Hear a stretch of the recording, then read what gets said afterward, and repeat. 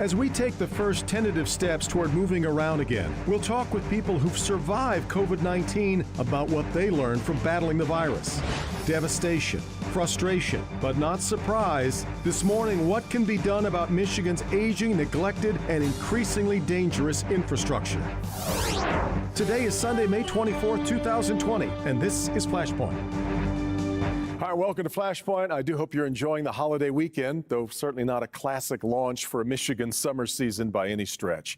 There is, of course, the pandemic, but because that wasn't apparently enough of an ordeal, the rains came. The waters rose, and those waters overwhelmed a set of dams in mid-Michigan, leaving us with extraordinary scenes on both sides. Midland swamped in historic flooding, and back behind it, lake beds suddenly drained and now running dry. It was shocking, but it wasn't surprising, certainly not to those who've been tracking Michigan's infrastructure needs. We know that so many bridges and dams, roads and pipes are way past their expiration dates, and yet, what have we done about it?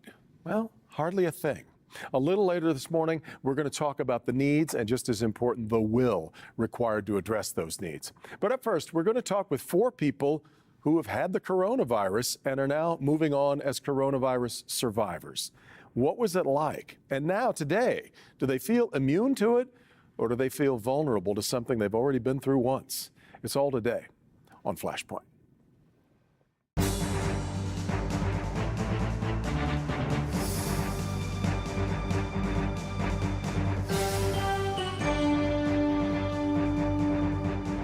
All right, I want to start today with 4 people who have been to the mountain and back with COVID-19. All of them have recovered from the virus. Their experiences with it quite varied, from recovery at home to being on a ventilator in the hospital. But all of them good enough to be with us today via Zoom. Great to have you all here. You know this virus can be trouble once it gets into a household, and that was the case with the Detroit Free Press Bureau that we have joining us there at the bottom of the screen. M.L. Elric, the former and now again Free Press reporter, the host of the Soul of Detroit podcast, and with him his wife Teresa Baldus, also a reporter with the Free Press. Theirs is an upstairs downstairs story that we're going to hear in a minute. Above them to the left, the Reverend Horace Sheffield, no stranger to Flashpoint, and one of several notable pastors in Detroit to fall victim to coronavirus. And in the upper right, Dr. Scott Cates, a Henry Ford Health System physician who found himself on the wrong side of the hospital bed and who sadly lost his father, Dick, to the virus earlier this month. And Dr. Cates, Scott, I want to start with you. As a physician who had read so much and heard about it, and then you're going through it, I'm really curious as to whether or not everything that you'd heard and read and expected was exactly how it went, or was there a collision of reality with expectation? No, I guess maybe I was prepared a little bit, but I really was knew what was going on, knew what to expect. Probably the worst part is every time I kept getting worse, I knew what that meant. I knew what the mortality rate was, and as it was going up. And so, but at least the knowledge that I had, I was able to prepare for it, and prepare my family, et cetera, for it. You make a great point. You can know too much. It cannot be necessarily healthy for you. Reverend Sheffield, when people ask you what it was like, what do you tell them now? Well, it's the kind of thing that the doctor just told you. I mean, when you see people die, you know, folks that you've known for years who've passed away, you're wondering if you're going to be in that number. I mean, you feel terrible. You just don't know what the outcome is going to be. So I consider it a blessing to be one that have gone through it and still be here. And of course, as leading a church, you also had parishioners who were, I'm sure at the time you felt like you needed to be there for them, right?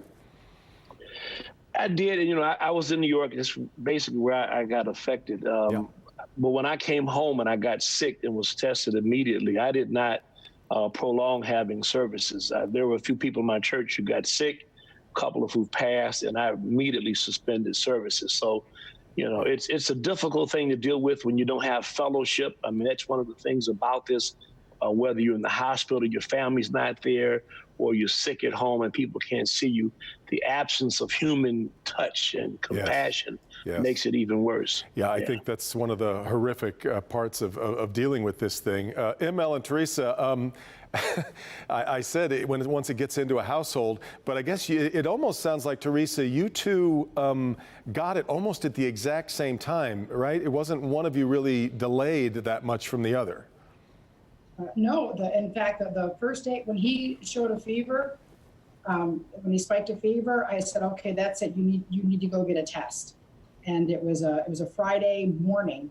And by 9 o'clock that night, all of a sudden I had a fever, and I went into panic mode and I just got scared. But yeah, it was the very same day, although I think he may have had a little longer than I did, but he fared a little bit better than I did too. Well, and then you're left with this chaotic situation in your household, your two daughters trying to take care of two ailing parents in different parts of the household. ML, try to describe what sounds like a rather chaotic situation. Yeah, so they really couldn't take care of us because we were isolated. In fact, at that time, I was in an upstairs bedroom, Teresa was in the basement, and we have a lot of pets, but we even tried to avoid making contact with the pets because you didn't know at that time whether they might carry it. So our biggest concern was, had we exposed the girls? And I spent about 2 weeks walking around the house as little as possible, disinfecting the toilet and the dials and anything that you touched, and wearing newspaper bags on my hand to open the refrigerator because we just didn't want to spread it. But I think for me, I was just fatigued and a little disoriented and very depressed. I don't think so much because of COVID-19, but because of that feeling of, I have a family here and I want to take care of them and I can't go anywhere near them, and I might need them to take care of me. So we were really proud about how they rose to the occasion. And as far as we know, they didn't have it or they're asymptomatic, but we're just grateful that right now our house seems to be a healthy one. Yeah, Teresa, how did the daughters seem to hold up through this with a very disorienting situation for them? Right, a lot better than I expected. They cooked for us. They really did. You always wonder what your kids are going to be like in a real jam, and they really rose to the occasion. But and I've written about this, but I cannot help but share the highlight of it all. I mean, as scary as it was, and emotional. I was an emotional wreck for 2 weeks. But on one night, I was finally hungry. And I hollered upstairs, I'm hungry. And I was craving pizza. And we live in an old Tudor, so we have those old-fashioned laundry chutes. And after I said I'm hungry, my daughter sliced a pizza in a bag, threw it down the chute, and said, "Here you go." And so your own Grubhub system through the laundry chute. Yeah, I love it. Scott, back to you. I'm curious, now that you've been through it, and as a physician, you already had a fair understanding of what it was like. What is the worst misconception that you keep hearing from people about this virus or about what it's like to have it? Yeah, well, I think it's the, quote, mild thing. So even if you don't have to go to the hospital, and I'm not sure if others on this were in the hospital, but my mild was no appetite and not body aches, body hurts, and a headache that would not go away. I didn't eat anything for a week. I was forcing fluids. I couldn't even do that. And we know that 10, 15, 20% of patients will have diarrhea. Yeah. I had that also. Actually went to the emergency room twice just to get IV fluids because I hadn't developed the shortness of breath yet, which usually starts, the real bad part starts at about a week or so after that. And it wasn't until that time when I got short of breath that I went to the hospital. So I think the mild, or I'll get through this, is a huge misconception. Well, in fact, now today, do you feel like your old self, or are you still tired, still feel like you've got the residue of this with you? No, I am perfectly recovered. The only thing that I don't have is I lost a fair amount of muscle mass. Yeah. It's a terrible way to diet, but I shed my belly fat also. But remember, I was in bed for 4 weeks, and a good part of a week I was paralyzed on a ventilator, and that will completely sap your strength. we know how often people who go on a ventilator don't come off of one. So that really is, yes, a blessing. Horace, what will you always remember as being the toughest part of dealing with? What was the physical manifestation of it for you? Well, I've been thinking about saying this to you the whole time today when I knew I was going to be on. Part of me getting through this was on Instagram watching your musical serenades. That's very kind.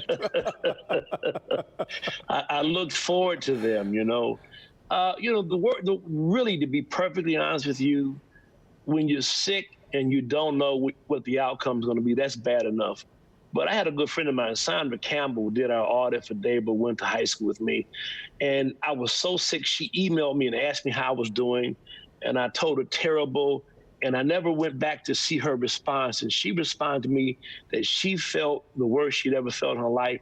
And 2 days later, she was dead. And I didn't even read the email. I was so sick. Yeah. And so, just dealing with people almost every single day. You get news of someone who's passed. And there's a little bit of survivor's guilt in there. I never really, knew what that felt like. But I have, to a certain degree, experienced that. But, the worst part for me was just, again, not knowing whether or not I was going to be one of those persons who survived or one that succumbed. Yeah. Teresa and ML, I'm curious as to whether your experiences of the virus were similar. Did you both have sort of the same thing, or do you feel like you went through two different things? I was fatigued, maybe a little disoriented, but I'd been fighting a cough for a couple months, so I was just trying to hydrate as much as possible. But I did have one symptom. I don't know what to ascribe it to, but it got to a point where I still had some appetite, but not much. But it was really hard for me to drink. At some point, even just the taste and feel of water in my mouth was really unpleasant, if not offensive. But I knew I had to keep drinking it because I wanted to try and flush this out, because what else can you do? We don't have any other approach to this thing. Teresa, how about you? My symptoms were a little different for me. We both had the fatigue, but we both talked about this. I got hit harder. I was in bad shape in terms of, I had the sweats. Like, I would go to bed at night and I'd wake up and the entire couch would be sopping wet. My body was soaking wet. This happened 4 nights in a row. And then in the second week, and everybody keeps saying, be careful, you're feeling better. You could always crash the next day. So this was always weighing on my mind. And then in week 2, I started to get like this tightness, right, where like my throat meets my chest. So when I took a deep breath, it would hurt. And it took, and then I thought, oh no, this damn thing's trying to get into my lungs.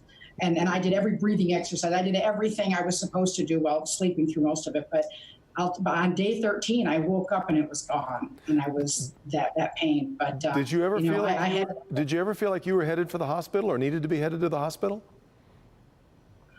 No, I really, I never got the shortness of breath. Yeah. So I was scared. I was very mindful of that, but sorry.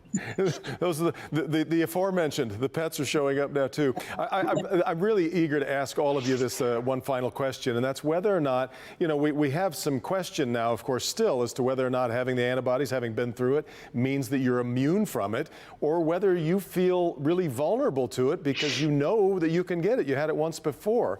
Dr. Cates, let me start with you. How do you feel about that now moving forward? Well, I'll speak more. I really hope that we have immunity, because if you can't get immunity after having it, then we're in a whole bunch of trouble, and we don't know that. But that's, to me, the bottom line. We have to do some hope at some point. I haven't seen my wife in 10 weeks. She's going to come home this weekend. She's been sequestered with my son in Texas, just because I was worried about bringing this home, which obviously I did, but I certainly hope so. Yeah. Horace, how about you? Do you feel safer now or not so? Well, Devin, I've gone through 3 different things. I had scarlet fever when I was 12. Back in 1990, when I ran for council, I had that streptococcus flesh-eating disease where several people died, and I've gone through this. So I feel as if I owe the Lord, the profession I'm in, I owe him some additional gratitude and a whole lot more service. So I don't worry about that. Every day there's something different you hear about, whether you can get it, whether you can't. I can't be on that roller coaster. I like the good doctor, I certainly hope so, because none of us want to go through this again. Yeah. And ML and Teresa, how about you? Teresa, let me start with you. I operate under the assumption that I can get it again. There's not enough science out there that tells me that I have antibodies. Yeah. And so I'm out on my bike today on a bike ride. I wore my mask, I wear my mask all the time. But I hope I have some immunity, but I don't expect that I do. So I pretend that I have none and move forward that way. ML? I've been married to Teresa for 20 years, so if that hasn't killed me, this isn't going to get me. But I will tell you this. I read something by someone who's studied 400 years of plague history, and he says the one thing that you find is that government doesn't respond very well or very quickly, and that those who are the most afraid live the longest. So I don't care what your scientists tell you. You got to wear a mask, and if you're coming anywhere near me, you better be wearing a mask, because otherwise I may adjust your neck a little bit. So put a mask on, just out of respect for other people and for what we believe. Yeah. You've got shaking heads around you on our screen. All of you, thank you so much. I'm so glad you're all with us. Thank you. And I'm really glad that you spent some time with me this morning and today. Thanks so much for being here. Thank you. Continue good health, friends. Thank you. When we come back, the infrastructure disaster in Michigan. This is Flashpoint at Local 4.